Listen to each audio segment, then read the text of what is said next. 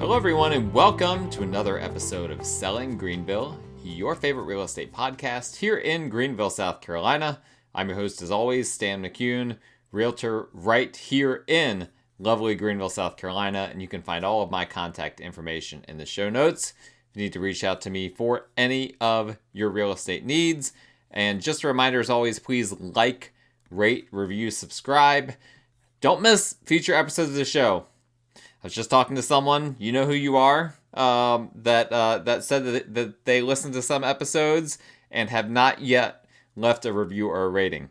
Not good. Please just take a quick second, even if it's just smashing the 5-star button on Apple Podcasts or whatever app platform you're using.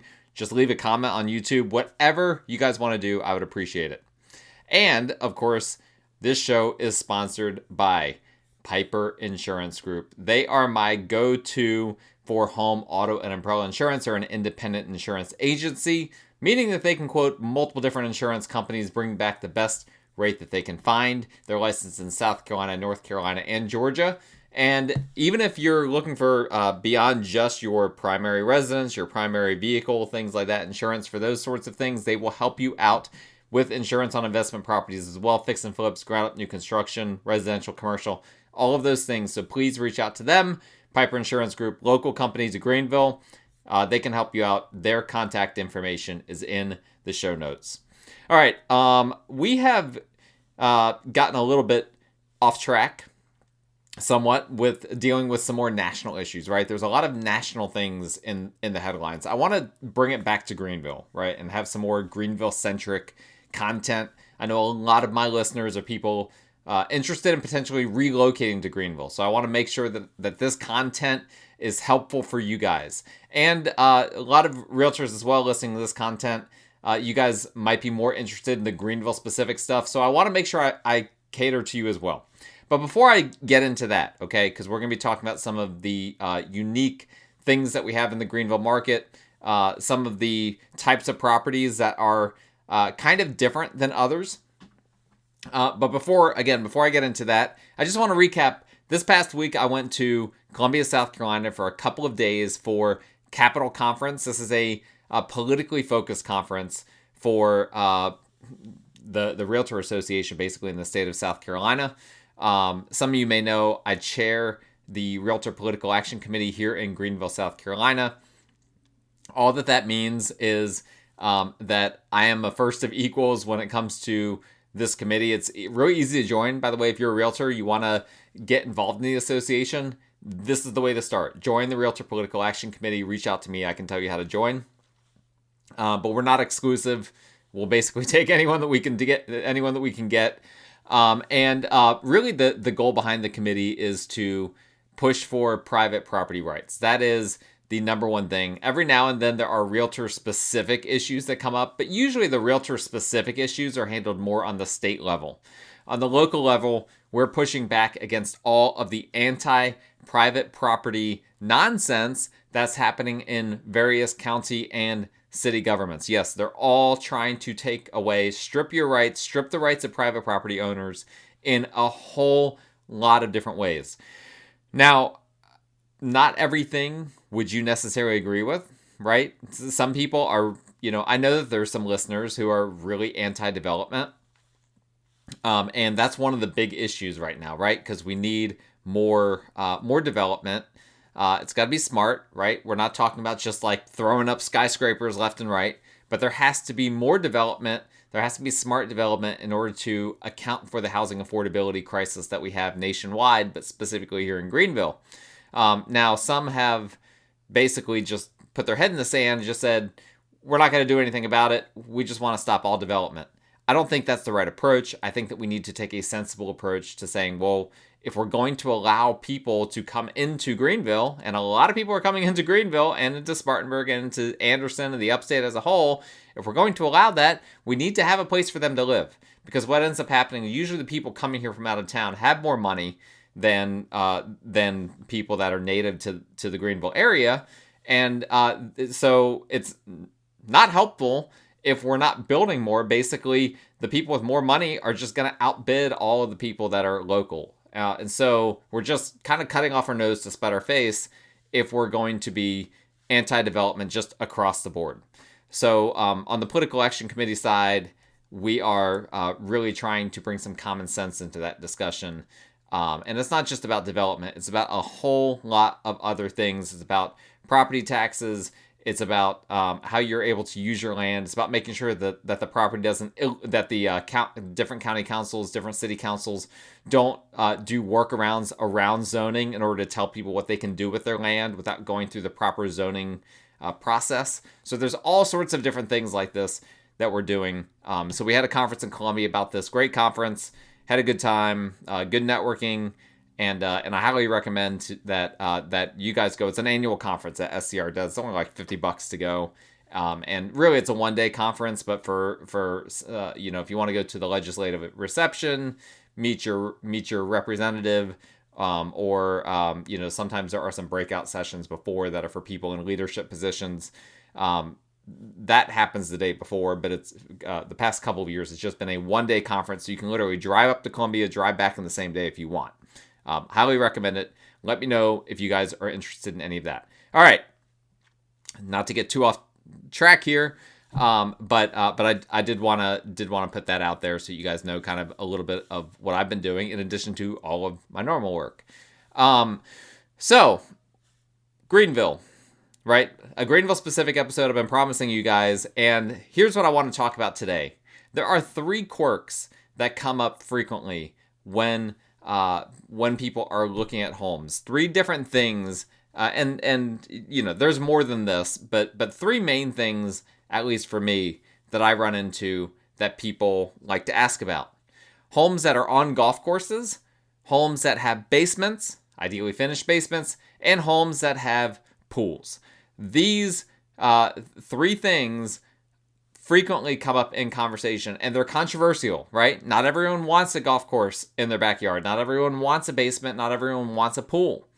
But these types of homes do cater to certain people, and I think it's worth just talking about, okay, what is going on in the market with these homes specifically. So what I did was I analyzed data from the past couple of years from one specific neighborhood, the Pebble Creek neighborhood, just as a sample for what is happening in our local market. Pebble Creek's a great example because it has, obviously a great golf course going straight through Pebble Creek and Taylor's.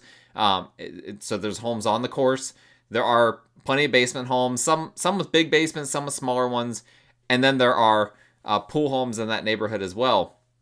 And then there's a lot of others that don't have any of those things. And so it's really a great neighborhood to analyze for the purpose of this data. So a few things that we had going on here. One was when we look at the acreage, okay? I'm just going to go through here real quick what some of the averages were averages and medians that we were running through here, okay? I'm not going to, so I broke all these down by average or median. We've had this discussion before. I'm just going to tell you, I'm going to use the word average. Some of these times, for some of these, if the median makes more sense, that's what I'm going to refer to. But I'm just going to use the word average, whether it's average or median. It just gets too clunky to go back and forth. So in general, for the data set that I looked at, the average number of acres per property that sold in Pebble Creek was 0.39 acres, so almost 0.4. Had a original list price of $398,000. Average sold price of $392,000. Price per square foot of $166, which came out to about 2,400 finished square feet. And let's see here. About on average, they were 2-story properties, sold days on market on average in 19.5 days, and so forth and so on. So those are the averages, okay? Just get that out of the way because that will help us to compare. Now, let's look from there to golf course homes. Now, here's the quirk, and I'll discuss with you guys what kind of people think or don't think about some of these different types of homes. So there is some golf homes that are actually on golf courses, whether it be the fairway, the green, whatever the case may be, at the hole. They can be at different places with regard to the golf course. Because of this, typically the backyard, right? You don't typically have a golf course in your front yard. It's typically going to be arranged so that the golf course is in your backyard. So the homes in Pebble Creek with golf courses have smaller lot sizes overall, 0.29. Remember, the average was 0.39, basically 0.4. The golf course average was 0.39. So they're losing an entire tenth of an acre to be on a golf course. Okay? Here's what I typically find with golf course homes is that they have very little, if any, backyard. Basically, that golf course is your backyard.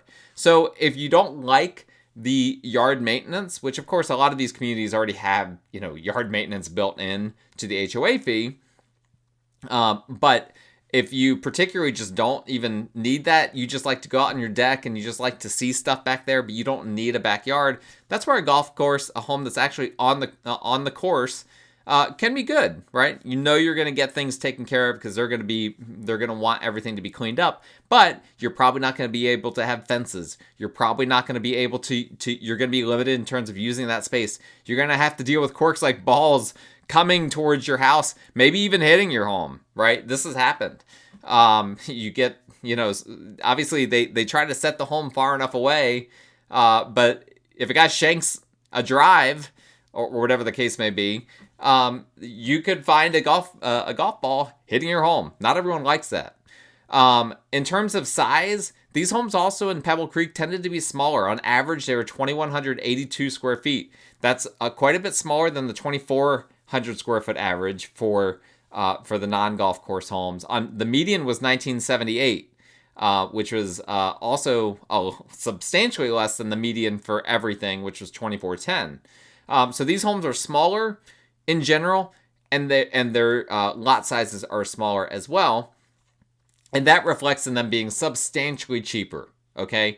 On average, the list price that it started with was $50,000 cheaper than the list price for every home that sold in Pebble Creek. It was $348,000 in comparison to $397,000 was your normal that you have in Pebble Creek during the sample size that I took here.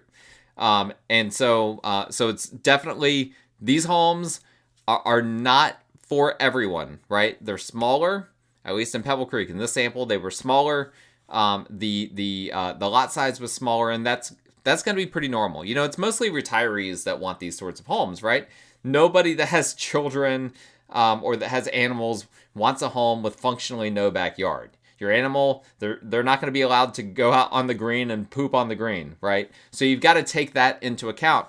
It's a niche group of people that are looking for a home that's on a golf course. That's typically going to be the empty nester sort of crowds more often than not. The price per square foot that these golf course homes sold for, on average, 161, median 164. What's interesting is the average is a little bit higher than the average for everything. The average for everything was 166, but the median for the golf course homes was a little bit higher. So the median was 164 in comparison to 163 for everything. So all in all, these homes are not selling really for that much less price per square foot. But here's where you have to keep something very, very important in mind. These homes are already smaller. And in general, people pay more per square foot for smaller homes than they do for larger homes. That's a really good rule of thumb. We've talked about this before. I'm not going to get into all the details there. But the fact that these smaller golf course homes are selling for either slightly more or slightly less, depending if you look at the average or the median price per square foot, either way, that's telling me people don't want them in comparison to having a non-golf course home. That is a dead giveaway, because the price per square foot being smaller than the average should mean that the total square foot being smaller than average should mean that the price per square foot is greater than average. Okay, that would be a normal trend. When I analyze this data, I see that all the time. Cumulative days on market. This is also a good indicator that these homes are not as attractive because they're taking longer to sell. Now, not that much longer to sell. It's actually still less. Now, Pebble Creek's a desirable neighborhood, but it's still far less than if you're looking at averages and medians for the entire Greater Greenville market. These are going to sound low, but it was 24. If you look at the average, 24 days on market. until going under contract. If you're looking at the median 15 days, that compares to 19 and 6 respectively for all properties. So these properties are taking a little bit longer to sell, not dramatically longer, but think of it as about, depending on how you look at it, either 2.5 times as long if you're looking at the median, or roughly 25% longer if you're looking at the average. But again, we're talking about, a week or 2 weeks longer than just normal home sell.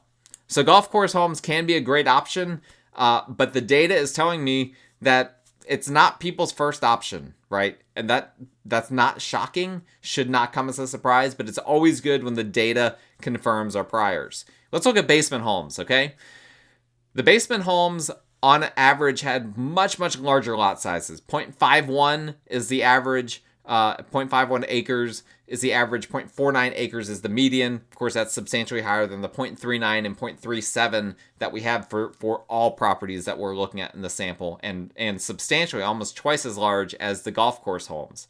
So much, much bigger lot sizes and much bigger homes too. The total square footage, both average and median, was over 3,100 square feet. That's substantially more than the 2,400 that we have for the entire sample size that we're looking at. So these are bigger homes, right? Not surprising because they have basements. Now in Pebble Creek, some of the basements are quirky. Some of them are more like half basements. Some of them are the more full basement size, but a lot of them are a little bit quirkier. They're not the greatest basements in the world, okay, in general. There are some exceptions to that, but that's something to keep in mind as well. So how did this affect the price, right? Okay, so this is interesting. These started at $436,717. That was the original list price for these by average. By median, $445,000. That's up quite a bit from the $398,000 or $389 and change that we have for the averages and medians respectively for the entire market. So we're talking about these homes started at being listed for between $40,000 to $60,000 more than the average homes, but that's factoring in the lot sizes are larger and that the homes are about 700 square feet on average larger. Okay, the price per square foot was down. Okay, but I'm gonna come back to that here in a second. Here's the part that's really interesting to me. I just said that the average list price was $436,717. The average sold price was $439,100.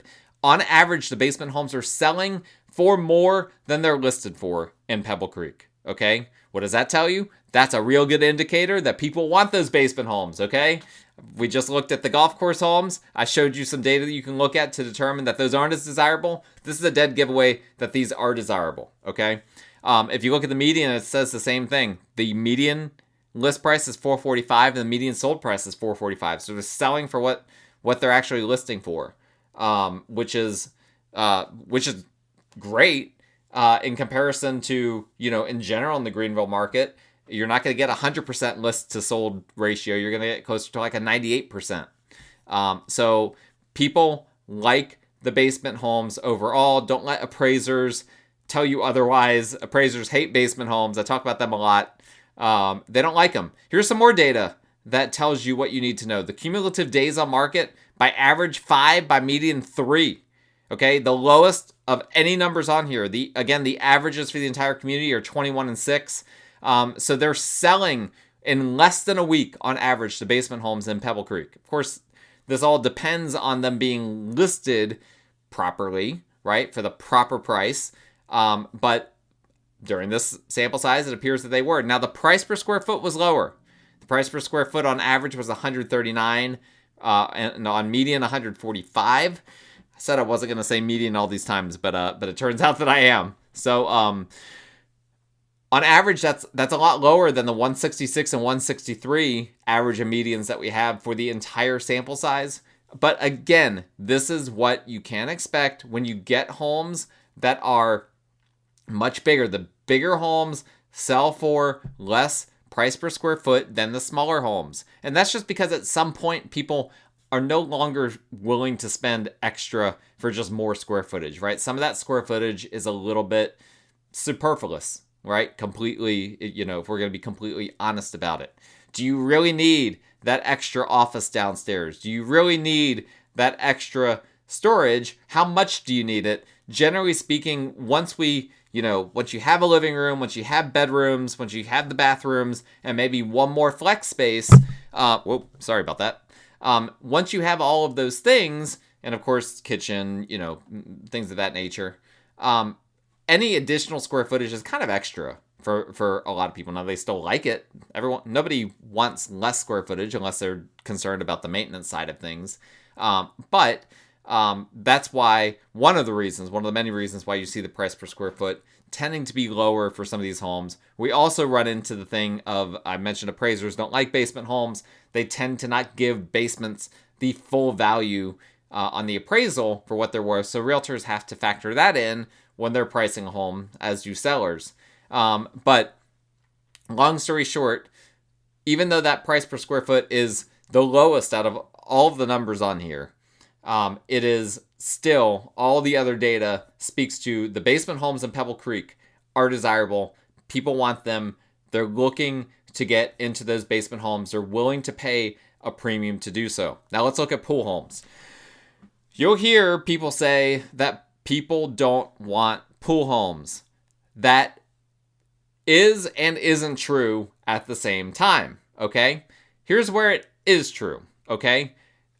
Someone that doesn't want a house that has a pool, they really don't want a house that has a pool, okay? And they will not compromise on that. On the flip side, someone that really wants a house with a pool, they really want a house with a pool. And they're tending to not going to compromise on that. Well, then there's also a subset of people that the pool's not even really on their radar, but they might be okay with it. Well, it's a great house and it also has a pool and the pool's in good shape. I might be okay with having a pool. Like that kind of sounds fun. Can't tell you how many people I've run into over the years that fit in that category. Now, here's the thing. Here's where the rubber meets the road, right? I'm talking about all these different groups of people very abstractly, but the supply and demand elements are striking because there's not a ton of pool homes, particularly for in-ground pools in the Greater Greenville market. And so in my personal experience, I don't have numbers to quantify this, but in my personal experience, there is greater supply versus the demand for people that want pools. So there's more people wanting homes that have pools than there are good homes that have pools, versus the flip side of things. The people that don't want pools, they have tons of options for homes that have pools. And so the conventional wisdom that people don't want pools isn't really true in the Greenville market. Because again, you've got to, yes, there are people that don't want them, but you've got to look at the supply and demand dynamics. There's not a lot of homes that have pools, and there's a lot of people that do want them. That tells you that having a pool doesn't hurt your value. As long as that pool's in good shape, you've maintained it, it looks good, everything else, around it is good. Now, it's not good if you have a pool and no backyard. Okay, a lot of people don't want that. They want some kind of green space somewhere.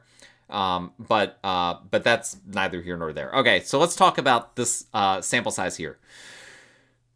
On average and median, the lot sizes were bigger. 0.43 as opposed to 0.4 on average for the lot size. 0.5 acres by median versus 0.37 by median for all properties that we looked at in Pebble Creek. The average size, again, larger, not as large on average as the basement homes, but interestingly, the median was larger. So the average was 2988. I just talked about basement homes for 3162, and the entire sample size was 3400. So we're talking about 600 square feet larger on average than your average home in Pebble Creek. Now the median was 3252. That's even larger than the basement median of 3128. Larger than the median for all properties in the sample size of 2410. So these are pretty big homes, right? They've got the pool. The lot sizes not on average not as big as basement homes, but on median pretty comparable. So basically we've got homes that and some of these pool homes are basement homes too. Okay, I did not separate these out as like, okay, these don't have basements, these do. Two tricky to get in the weeds and all of that. So on average, they listed for $477, the highest number out of all of these. $477, $833. The median list price was $499, $500. Okay, what do they sell for? They sold for on average $468, so down about $9,000 from what they listed for. The median was $495, down about $5,000 from what they were listed for. And the sold price per square feet, $160 on average, $152 by median. So those are lower than the averages for everything as a whole. But again, these are larger homes. These are larger homes than the averages that for the entire community. And so for the sold price per square feet, on average to be only $6 below the average for the entire community, or for the median to only be $11 a square foot below the average, and to be higher than the basement homes, this is telling me these pool homes, they should be way way lower on the price per square foot. I would expect it to be like in the 130s, but instead it's in the 150s or 160s. People want these pool homes. I'm telling you, they want the pool homes. If you get the pool home with the basement, even better. Now, they're a little bit overpriced. They're listing these homes a little bit overpriced, but that's okay. They're still not selling for that much less than what they're listed for because people are looking for them, okay?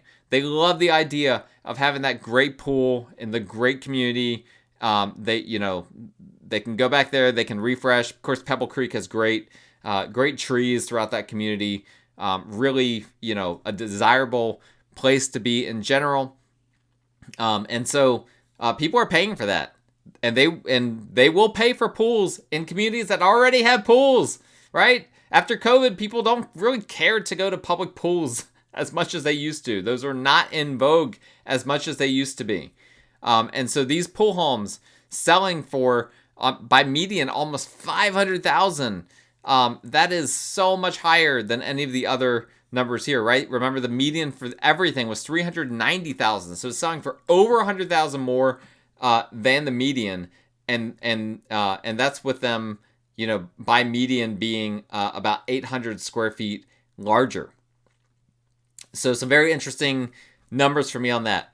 The old conventional things that you hear about pool homes do not apply. How quickly do they sell? Well, they don't sell as quickly. Okay, now here's another thing to consider. The average days on market, 30 days. The median days on market, 31. Remember what I said for the average for everything was 19 and 6. 19 average, 6 for the median. So they're taking longer to sell. Why is that? I just said it before. The number of people specifically targeting pool homes is a small but aggressive group. But sometimes it just takes a minute for those people to find the homes. It can be tricky to find pool homes, if you don't have a dedicated MLS search for them, right? If you're just looking on Zillow and whatnot, sometimes Zillow will miss these things. I've seen Zillow call things pool homes that aren't pool homes. I don't understand how that works, but I have seen these sorts of things over and over again. But sometimes as well, it takes the right person to come onto the market, right? It's got to be the right person. Maybe when you listed the home, that person wasn't ready yet. But then after 3 or 4 weeks, now that person is looking and they're like, all right, what are all my pool home options? They see your listing and they're like, there it is. That's the house that I want. Perfect. I've been looking for a pool. I've been looking to be in Taylor's. I love this Pebble Creek neighborhood. I'm willing to pay for the HOA, even though it's pricey, all these different things. They're willing to pay that premium in order to have that great little piece of water in that backyard that you can jump in and cool off in during the summer. And so don't be afraid. If you're a seller, if you got that pool doesn't hurt your home value. I promise you it doesn't. It can actually help your home value if you keep up with it. You've got to keep up with it. That's super duper important. You've got a basement.